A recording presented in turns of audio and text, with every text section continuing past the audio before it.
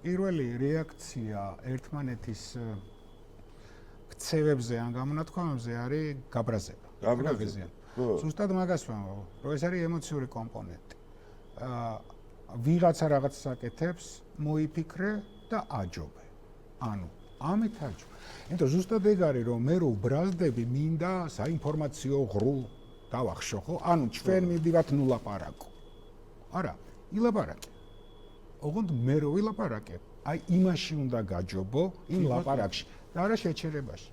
აი მაგას ვამბობ და მე ეს რა ქვია, იცი რა არის, ხანცხან არ არის პროცესი დააჩქარო აუცილებელი, იმიტომ რომ როგორ თქვა, რაღაცა მკვახე როა ვერ მოწყვიტავ. უნდა მიუშვა.